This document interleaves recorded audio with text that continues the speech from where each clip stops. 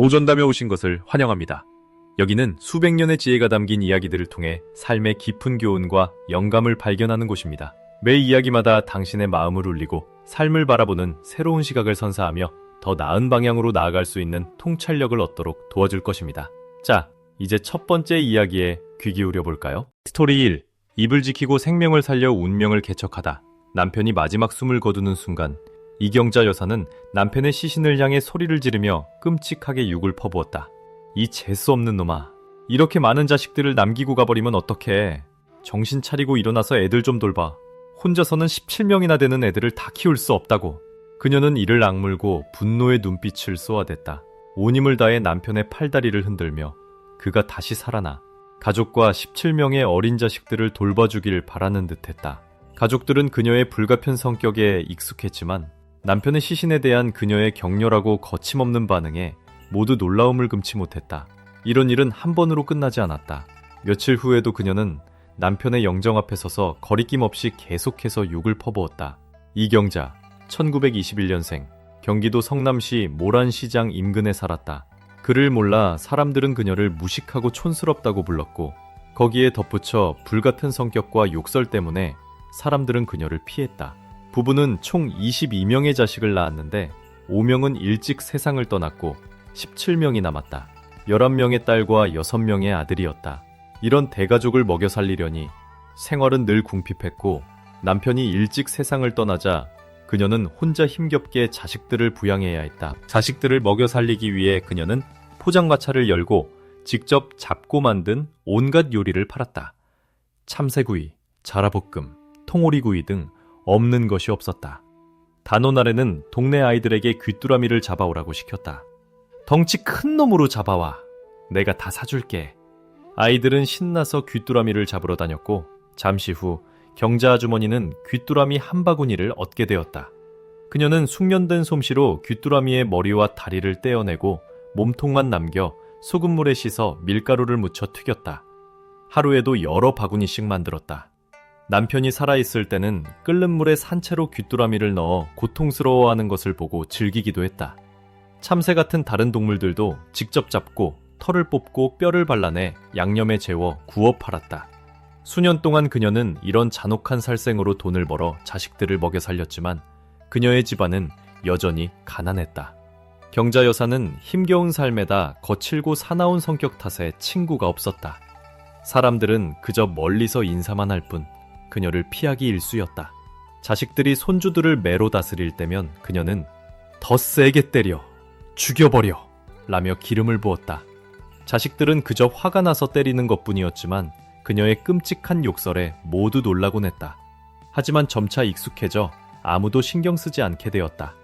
몇몇 자식들이 돈을 벌기 위해 타지로 나갔는데 생활이 어려워 제때 돈을 보내지 못하면 그녀는 이런 부모를 잊은 놈들, 돈도 안 보내고 라며 심하게 욕했다. 그녀는 늘 자식들과 손주들에게까지도 험한 말을 서슴지 않았다. 가난한 살림에도 경자 여사는 구슬하러 다니거나 신내림을 받는데 돈을 썼다. 하지만 신이 몸에 들어와 미친 듯이 춤을 추어도 삶은 나아지지 않고 돈만 낭비했다. 당시 부녀는 부처를 믿지 않았고 인과응고나 업보 같은 개념에도 관심이 없었다. 탐욕과 분노, 어리석음, 삿된 견해, 악한 생각, 입으로 짓는 악업, 살생의 업보가 쌓여가면서 경자 여사는 17명의 자식을 홀로 키우는 억척스러운 여인이 되었지만 스스로의 인격을 잃어버렸다. 사람들은 하나를 잃으면 하나를 얻는다고 했지만 그녀의 삶은 고통의 연속이었다. 41년 동안 경자 여사는 출산 후유증으로 생긴 관절염으로 고통받았다. 고통은 여기서 끝나지 않았다. 어느 날부터 이유 없이 머리가 시계추처럼 계속 흔들리기 시작했다. 무려 10년이 넘게 지속된 기이한 병이었다. 머리가 쉴 새 없이 흔들리니 정상적인 식사와 생활을 할 수 없었다. 몸의 고통에 마음의 고통까지 더해져 그녀는 모든 것을 포기하고 죽고 싶었다. 지엔장을. 이렇게 살아서 뭐해? 죽어버릴까? 그녀는 머리를 흔들며 한탄했다. 동네 사람들은 그녀가 동물들을 잔인하게 죽인 업보 때문에 이런 고통을 받는다고 수군거렸다. 이 말을 들은 그녀는 더 심하게 욕하고 마을 사람들과 싸움을 일삼았다. 모두를 미워하고 늘 시비를 걸고 다녔다. 경자 여사는 온갖 병원을 찾아다녔지만 병의 원인도 치료법도 찾지 못했다. 그러던 어느 날 그녀의 여동생이 찾아와 불쌍한 언니를 보며 조언했다. 언니, 조계종 해공스님 절에 가서 불법을 배워봐. 혹시 알아? 병이 나을지도. 머리가 계속 흔들리는 고통 속에서도 경자 여사는 소리쳤다. 웃기는 소리. 절에 가서 불법 배울 바에야 집에서 혼자 하지. 그냥 죽어버리고 싶어. 그녀는 하루 종일 방에 누워 드라마나 보며 시간을 보냈다. 이렇게 무의미한 삶에 지쳐버린 그녀는 동생의 말을 한번 따라보기로 했다. 그저 시간을 때우고 혹시나 이 삶이 끝나기를 바라며. 새벽 1시, 그녀는 관세음보살상 앞에 돗자리를 깔고 무릎을 꿇으려 했지만 무릎 통증 때문에 그냥 앉아서 나무아미타불을 외우기 시작했다. 처음에는 건성으로 띄엄띄엄 연부를 외웠다. 몸은 불편하고 짜증이 났지만 점차 리듬에 익숙해졌고 다음날 아침 10시까지 잠도 자지 않고 연부를 계속했다. 너무 오래 앉아있어 팔다리가 뻣뻣해 움직일 수조차 없었다. 11시가 되어서야 간신히 몸을 움직여 죽을 끓여 허기를 채웠다. 밥을 먹고 다시 자리에 누워 연부를 외우다가 잠이 들었다. 잠에서 깨어난 그녀는 몸과 마음이 가벼워진 것을 느꼈다. 오랫동안 느껴보지 못했던 감각이었다. 이상하네. 왜 이렇게 개운하지? 그녀는 문득 자신의 머리가 더 이상 흔들리지 않는다는 것을 깨달았다. 깜짝 놀라 손으로 머리를 잡고 느껴보았다. 안 흔들려. 진짜 안 흔들려. 그녀는 수십 년 만에 환한 미소를 지었다. 10년 넘게 그녀를 괴롭히던 머리 흔들림이 불법을 배우며 나은 것이다. 죽음을 바라며 불법에 귀의했는데 기적처럼 병이 나은 것이다. 경자 여사가 병이 나았다는 소식에 사람들은 모두 놀라워하며 물었다. 아니, 어떻게 된 거예요? 머리 흔들림이 다 나았네? 무슨 치료를 받은 거예요?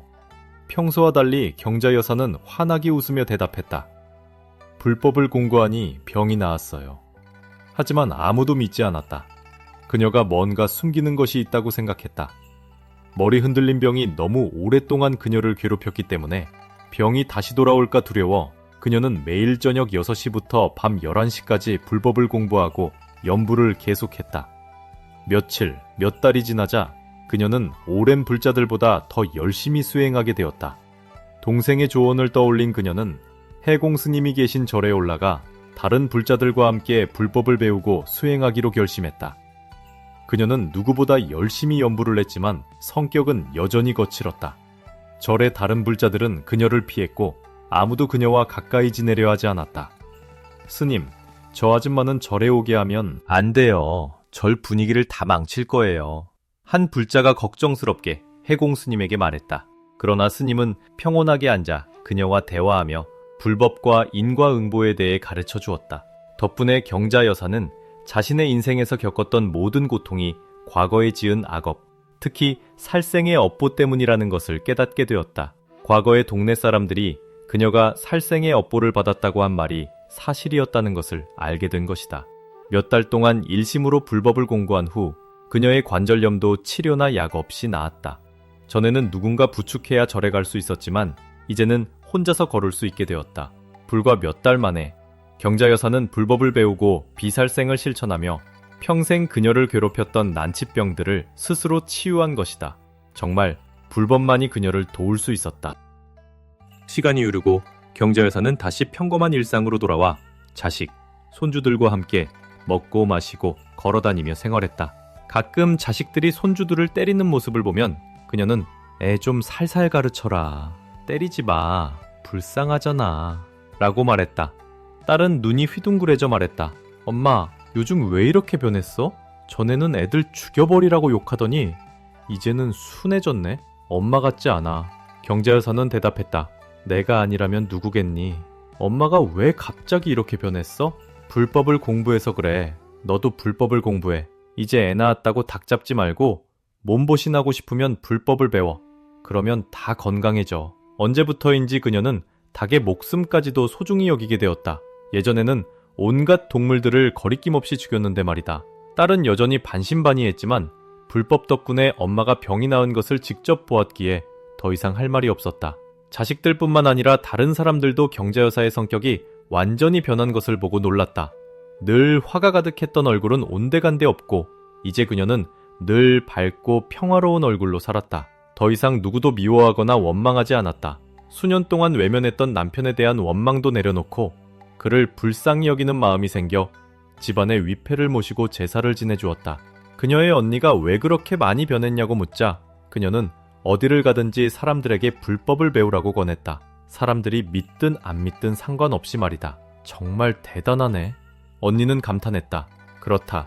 경제열사는 정말 대단했다. 그리고 불법은 정말 헤아릴 수 없을 정도로 위대했다. 불법은 그녀의 인생과 몸과 마음을 기적적으로 바꾸어 놓았다.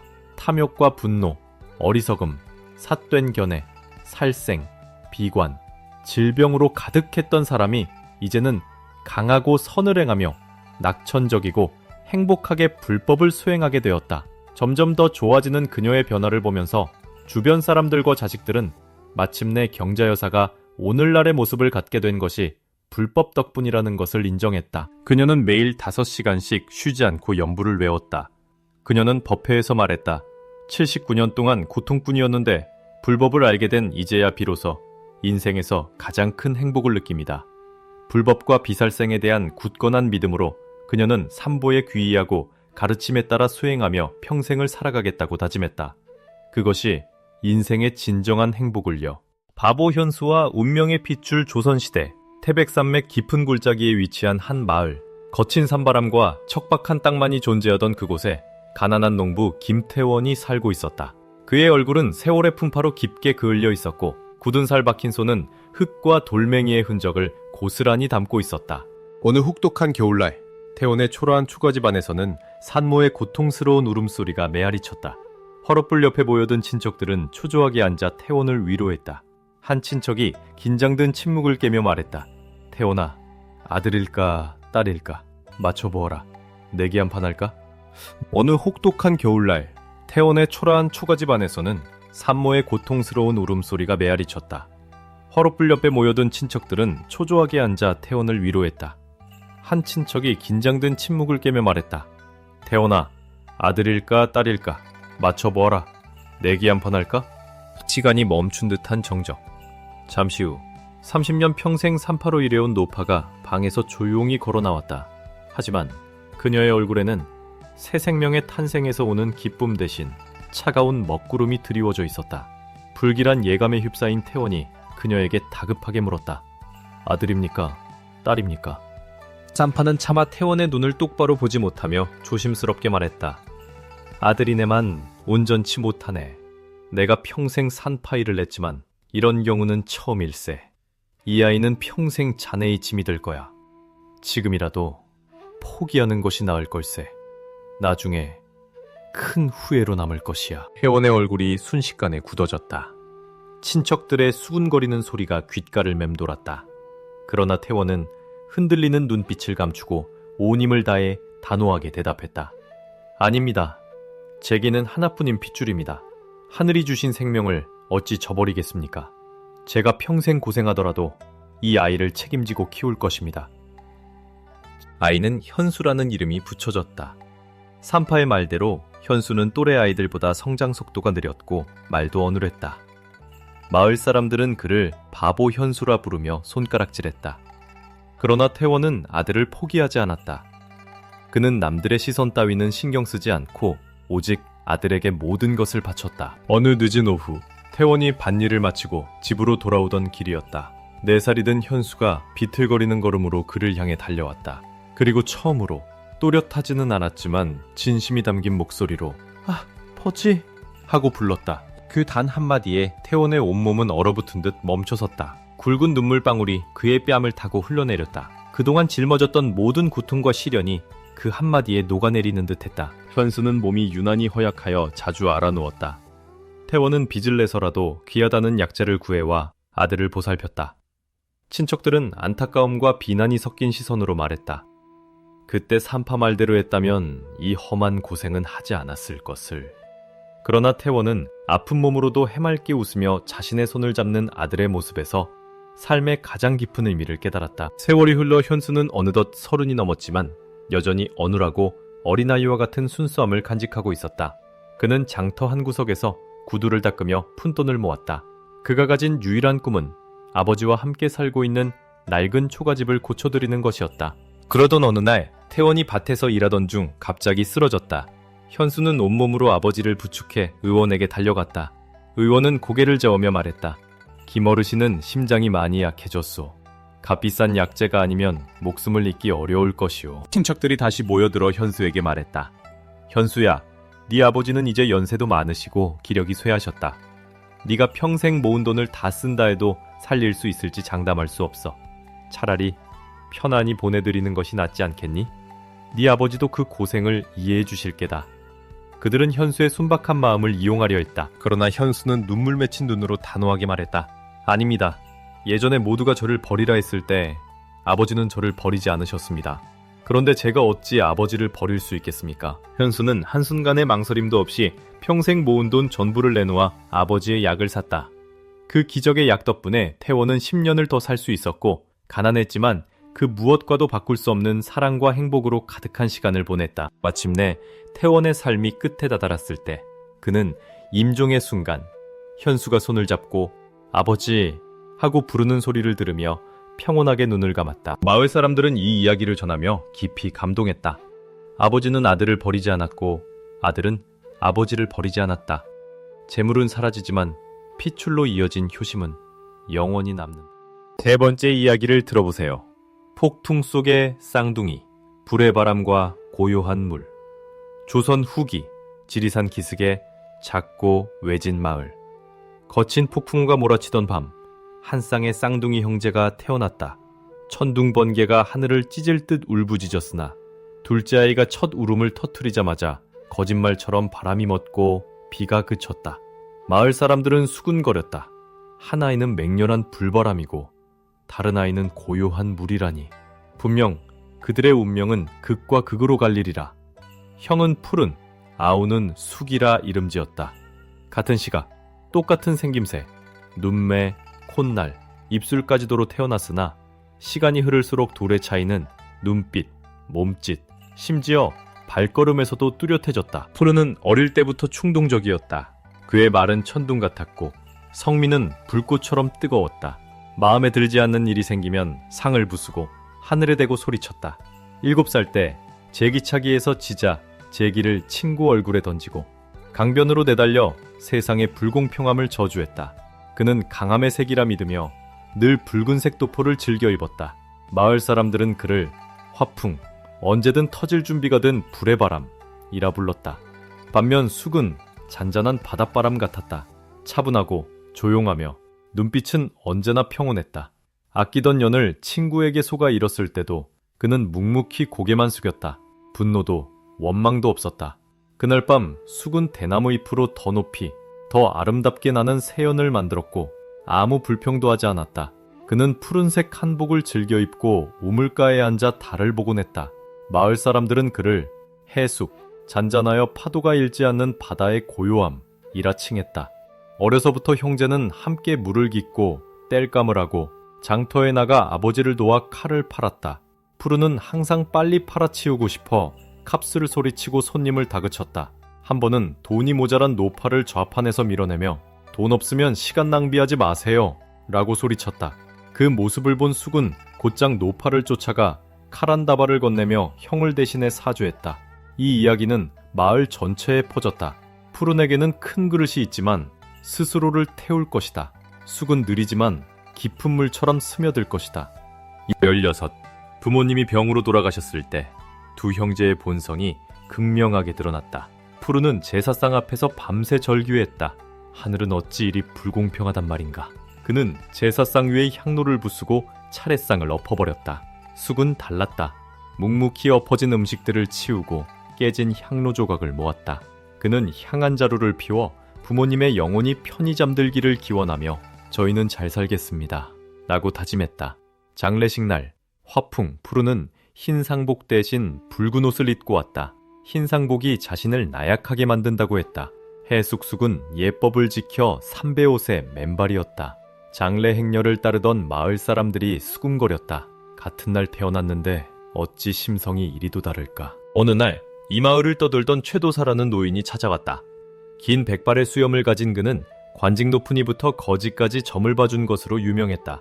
장터에서 두 형제를 본 최도사는 그들을 불러세워 찬찬히 살피더니 고개를 젓고 웃었다. 한 아이는 장터 한가운데서 터지는 폭죽과 같으니 우렁차지만 곧 꺼지리라. 다른 아이는 가만히 타는 등잔불과 같으니 느리지만 오래 가리라. 푸르는 눈살을 찌푸렸다. 이상한 말씀이요. 같이 태어났는데 어찌 팔자가 다르다는 거요? 최도사가 답했다. 팔자는 땅이요. 심성은 씨앗이다. 좋은 땅이라도 성급한 분노의 씨앗을 뿌리면 독초가 나고 척박한 땅이라도 인내의 씨앗을 뿌리면 능히 꽃을 피울 수 있다. 푸르는 콧방귀를 뀌며 옷깃을 잡고 자리를 떴다. 쑥은 고개 숙여 손을 모으고 그 가르침에 감사했다. 그 후로 마을 사람들은 확신했다. 둘 중 하나는 불꽃 같은 바람이 되어 모든 것을 휩쓸고 가고 다른 하나는 파도가 되어 이 마을 땅을 고요히 보드물이라. 5. 화풍. 세상을 향해 뛰쳐나가다 부모님이 돌아가신 후 푸르는 더욱 방자해졌다.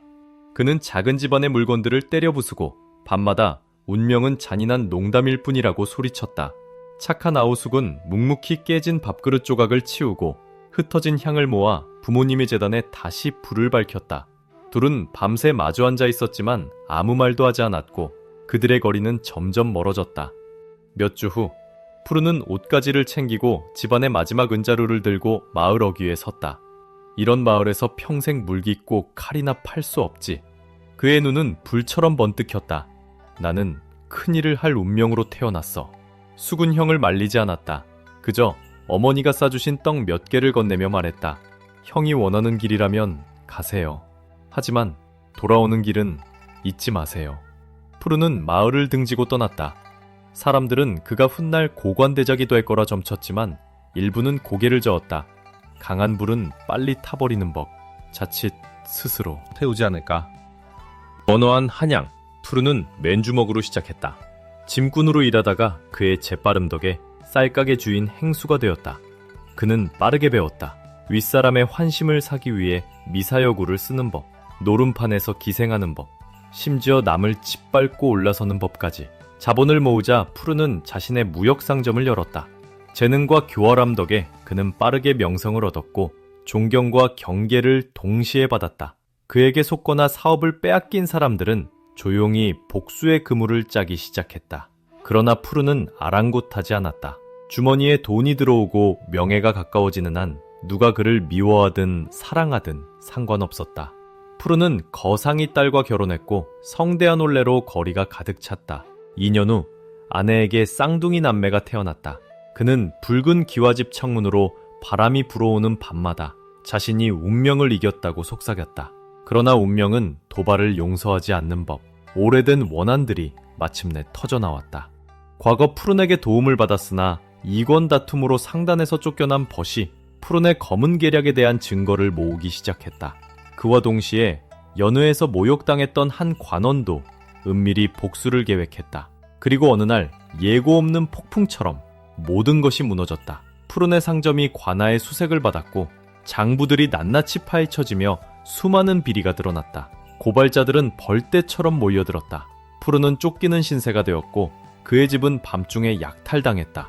혼란 속에서 아내와 아이들이 살해당했다. 도적들의 소행이라고 했지만 모두가 그것이 오래된 복수의 결과임을 알았다. 너덜너덜한 옷에 멍투성이 얼굴로 푸르는 어두운 골목에 숨었다. 한때 승리의 숨결 같았던 도성의 바람은 이제 살을 베는 칼날 같았다. 그는 피 묻은 두 손을 내려다보았다. 자신이 지키겠다고 맹세했던 사랑하는 이들의 피였다. 몰락하고 빈털터리가 된 푸르는 도시를 떠났다. 돈도 목적도 없었다. 오직 기억과 증오만이 있을 뿐. 고향으로 돌아가는 길은 참회의 잿빛 안개 속에서 희미한 그림자로 떠올랐다.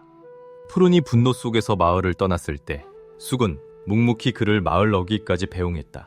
바람이 들판을 가로질렀고 흙먼지가 하늘을 뒤덮었다. 아우는 형의 그림자가 대나무 숲 뒤로 완전히 사라질 때까지 오랫동안 그 자리에 서 있었다. 쑥이 마을에 남을 거라는 것에 아무도 놀라지 않았다. 그는 본래 말이 없고 내성적이며 부모님이 잠든 이 땅을 떠날 생각이 없었다. 장례 후 쑥은 약속대로 집을 수리하고 잘 살겠다는 맹세를 지키기 시작했다. 처음 쑥의 삶은 쉽지 않았다. 혼자 물을 깃고 땔감을 하며 칼을 팔기 위해 장터에 나갔다. 마을 사람들은 착한 그를 불쌍히 여겨 종종 도왔지만 비웃는 이들도 있었다. 저 쑥이 저리 거북이처럼 느려서 언제쯤 성공할까? 쑥은 개의치 않았다. 그는 정말 느리게 살았지만 그의 모든 행동에는 의미가 있었다. 낮에는 마을의 노인 허 의원에게서 약초와 침수를 배웠고 밤에는 등불 아래에서 옛 의서를 연구했다. 허 의원이 돌아가신 후 쑥은 아무도 인정하지 않아도 조용히 마을의 새 의원이 되었다.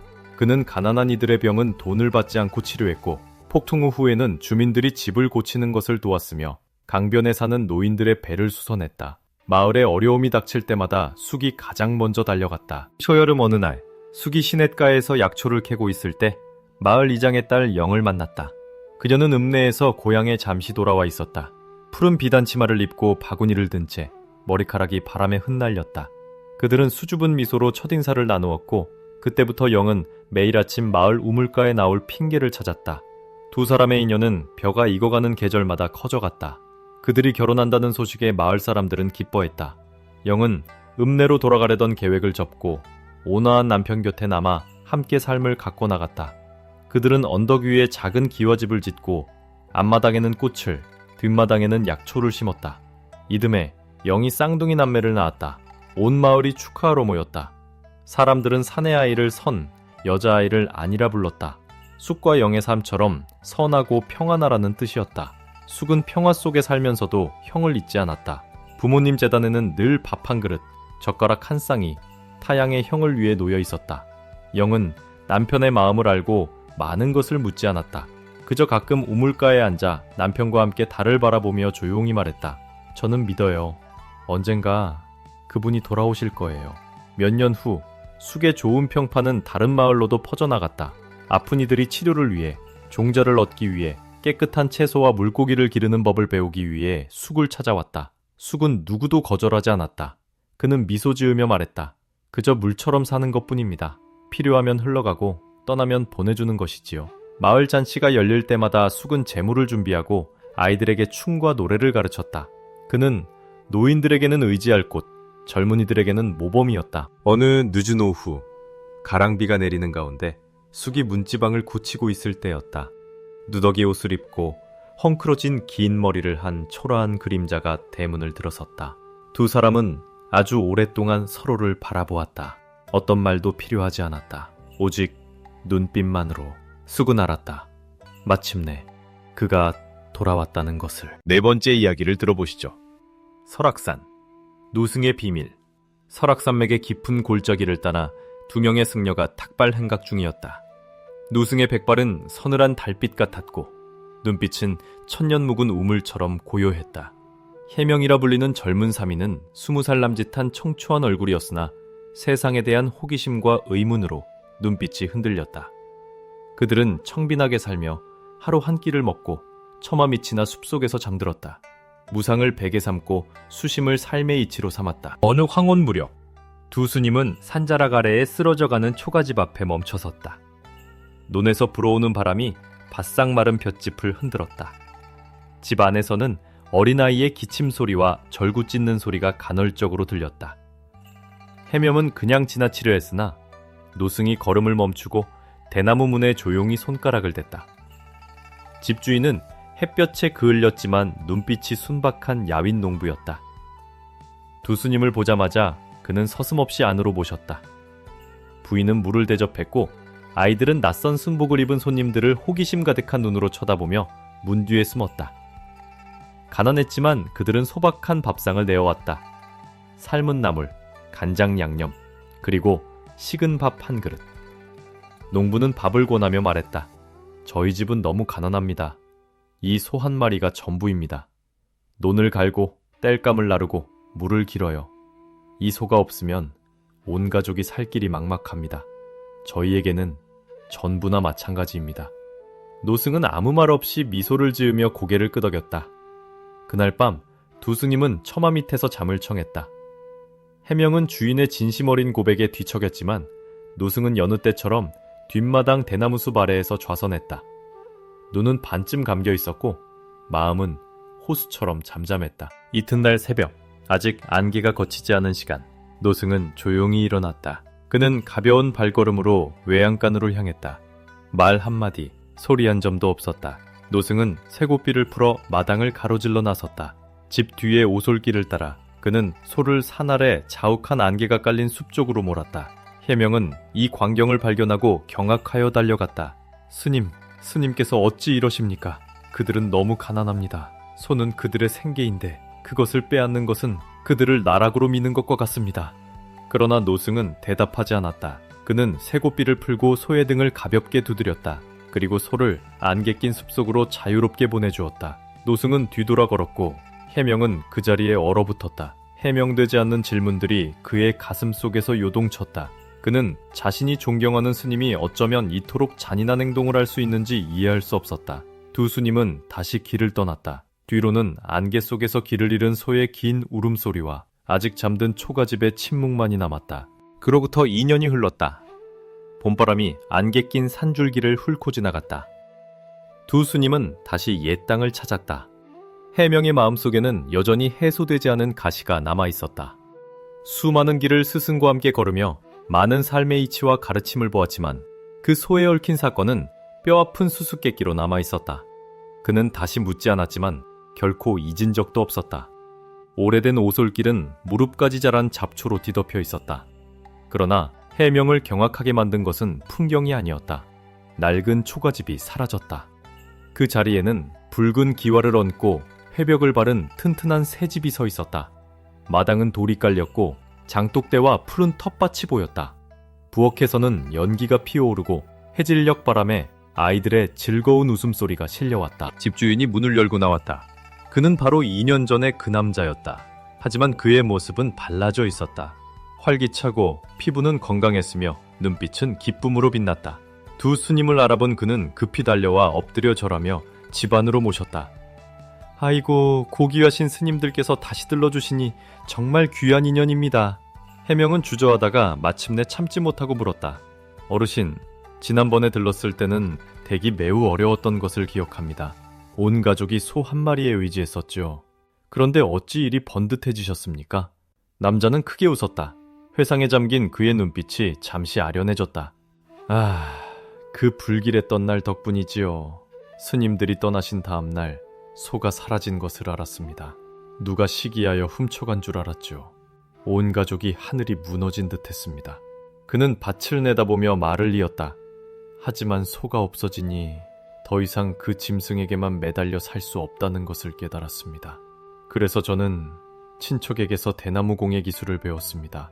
아내는 장에 나가 떡을 팔았고 아이들은 밭일을 도왔지요. 처음 몇 달은 고통스러웠지만 곧 일감이 끊이지 않고 들어왔습니다. 마을 사람들이 도와주고 주문은 날로 늘었지요. 그렇게 자본을 모아 집을 다시 짓고 밭도 늘리고 닭과 오리도 키우게 되었습니다. 누가 알았겠습니까? 소가 사라진 것이 저희 가족에게는 새 삶의 시작이었을 줄을. 해명은 입을 다물었다. 그의 심장이 크게 요동쳤다. 그는 노승 쪽을 돌아보았다. 스님은 여전히 평온한 얼굴로 차를 따르고 있었다. 마치 이 모든 것이 이미 오래전에 그의 손안에 있었던 것처럼. 해명은 조용히 고개를 숙이고 바람처럼 낮은 목소리로 속삭였다. 스님, 제가 스님을 오해했습니다. 노승은 그저 미소만 지을 뿐 아무 말도 하지 않았다. 그는 알고 있었다. 어떤 가르침은 세월을 통해서, 의욕과 참회를 통해서야 비로소 스스로 이해하게 된다는 것을.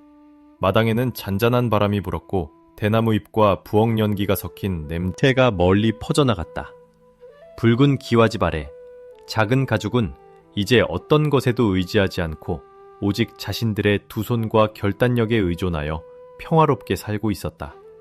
그리고 젊은 삼이의 묘은 깨달았다. 때로는 잃는 것이 끝이 아니라 깊은 변화의 시작이라는 것을. 제5화 장수의 마지막 선택. 옛날 조선의 국경 근처 외적의 침입이 잦던 시절이었다. 나라를 지키던 장수 강무열은 수십 년간 전장에서 싸우며 이름을 떨쳤다. 그는 늘 병사들을 앞세우지 않고 직접 선두에 서서 칼을 휘둘렀다. 병사들은 그를 존경하며 말했다. 우리 장군님은 하늘이 내린 분이시다. 저분이 계신 한 우리는 결코 지지 않는다. 그러나 세월은 무열의 몸에도 흔적을 남겼다. 머리에는 흰 서리가 내려앉았고 팔에는 오래된 상처가 남아있었다. 그럼에도 그는 끝까지 전장을 지켰다. 어느 날 외적이 다시 국경을 넘어왔다. 무열은 병사들을 모아 말했다. 나라의 운명이 이 전투에 달렸다. 내가 앞장설 테니 모두 두려워 말고 따르라. 전투는 치열했다. 화살이 빗발치고 칼날이 부딪히며 피가 흘렀다. 무열은 한 손에 칼을 들고 적진을 돌파했다. 그러나 적의 화살이 그의 어깨와 다리에 깊이 꽂혔다. 부하장수가 울부짖었다. 장군님, 물러나셔야 합니다. 무열은 이를 악물고 대답했다. 내가 물러나면 병사들의 사기가 꺾인다. 지금은 물러날 때가 아니다.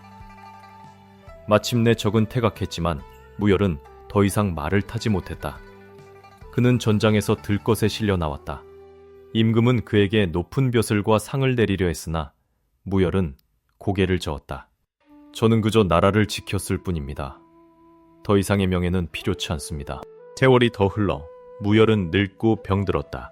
그러나 국경에 적의 그림자가 드리우자 그는 마지막으로 병사들을 불렀다. 이 몸은 늙고 쇠하였으나 마음만은 여전하다.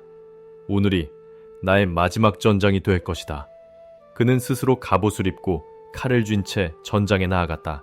적들은 백발의 노장이 앞장서는 모습을 보고 두려움에 물러났다. 전투가 끝난 뒤 무열은 성벽 위에서 하늘을 바라보며 속삭였다. 하늘이여, 이제 제 임무를 다하였나이다. 그는 미소 지으며 눈을 감았다. 병사들은 그의 시신 앞에 무릎 꿇고 통곡했다. 장군님은 몸은 떠나셨으나 그 충호는 우리 가슴에 영원히 남으리라. 사람들은 그의 이야기를 전하며 이렇게 말했다. 참된 장수는 벼슬과 명예보다 나라와 백성을 먼저 생각하는 자다. 제6화 금연금의 비밀. 옛 조선 한양의 낡은 골목에 이준호라는 청년이 살고 있었다. 이른 나이에 아버지를 여의고 홀어머니를 모시며 가난한 삶을 이어갔지만 그의 눈빛은 언제나 지식에 대한 갈망으로 빛나고 있었다. 살림은 늘 넉넉지 않았으나 준호의 마음은 어머니를 향한 효심으로 가득 차 있었고 그는 매순간 어머니의 얼굴에 웃음꽃을 피우기 위해 애썼다. 어느 날 준호는 저잣거리의 한 구석에서 기이한 검은고 하나를 발견했다. 켜켜이 쌓인 먼지 속에서도 엿보이는 검은 오칠은 깊은 세월의 흔적을 말해주고 있었다. 신기하게도 검은고의 6줄은 세월의 풍파를 견딘 듯 여전히 팽팽했다. 낡은 검은고를 알아본 상인은 알 수 없는 미소를 지으며 말했다. 젊은이, 이 검은고는 겉보기엔 낡았지만 범상치 않은 영물이 깃들어 있다네. 헐값에 줄 터이니 가져가게. 준호는 홀린 듯 가진 돈을 모두 털어 그 검은고를 샀다. 어머니는 깜짝 놀라며 물었다. 얘야, 쌀을 사야 할 돈으로 어찌 이런 낡은 것을 사왔느냐? 준호는 어머니의 손을 잡고 조용히 속삭였다. 어머니, 이 검은고를 배우면 우리 집의 슬픔 대신 기쁨의 노래가 가득할 거예요. 제가 반드시 그렇게 만들겠습니다. 달빛 아래 신비의 울림. 그날 이후 준호의 삶은 달라졌다. 밭질을 마치고 돌아오면 그는 밤이 깊도록 검은고를 탔다. 손가락 끝은 굳은 살이 박히고 피가 맺혔지만 그의 열정은 식을 줄 몰랐다. 밤마다 준호의 방에서 흘러나오는 은은한 검은고 소리는 이웃들의 깊은 잠을 불러왔고 때로는 잊었던 옛 추억을 떠올리게 했다. 그러던 어느 여름날 밤, 보름달이 둥실 떠오른 고요한 마루에 앉아 준호는 검은고를 켰다. 그 순간 믿을 수 없는 일이 벌어졌다. 낡은 검은고의 6줄이 찬란한 황금빛으로 빛나기 시작한 것이다. 빛은 점점 더 강해져 검은고를 감싸 안았고 이윽고 신비롭고 영롱한 소리가 사방으로 퍼져나갔다. 그 소리를 들은 마을 사람들은 왠지 모를 감동에 눈시울이 붉어졌고 오랜 병을 앓던 노인은 통증이 가라앉으며 깊은 평온을 느꼈다. 이 기이한 소리는 단순히 소리가 아니라 사람의 마음을 어루만지고 병을 치유하는 듯한 신비로운 힘을 지니고 있었다. 어둠을 밝히는 금빛 선율. 이준호의 검은고 소리는 사람의 마음을 치유한다. 소문은 꼬리에 꼬리를 물고 빠르게 퍼져나갔다. 마침내 이 소식은 임금의 귀에까지 들어갔고 임금은 직접 준호를 궁궐로 불러 연주를 청했다. 준호가 검은고를 타자 빛나는 황금빛 현에서 울려 퍼지는 소리에 임금은 경탄을 금치 못했다. 임금은 깊은 감동에 젖어 말했다. 이는 과연 하늘이 내린 재능이로다. 그대는 이 금현금으로 백성의 시름을 덜어주는 악사가 되어라. 그렇게 준호는 궁중악사가 되었고 가난한 시골 청년에서 나라를 대표하는 명연주자가 되었다. 하지만 그는 변하지 않았다. 준호는 궁궐의 화려함에 안주하지 않고 틈틈이 고향을 찾아 검은 고를 탔다. 그의 연주는 언제나 가난하고 소외된 이들을 위한 것이었다. 눈물로 빛나는 어머니의 눈동자. 어머니는 아들에게 속삭였다. 얘야, 네가 우리 집에만 기쁨을 줄 줄 알았는데 이제 온 나라 백성에게 빛을 주고 있구나. 준우는 어머니의 손을 잡으며 말했다. 어머니, 이 모든 것은 어머니께서 저를 포기하지 않도록 지켜주신 덕분입니다. 세월이 흘러도 사람들은 그의 이야기를 전하며 이렇게 말했다. 재물보다 귀한 것은 마음을 울리는 선율이니 진심으로 울린 소리는 천하를 감동시킨다. 고전담, 옛 이야기에서 삶을 바꾸는 지혜를 전합니다. 구독하고 함께하세요.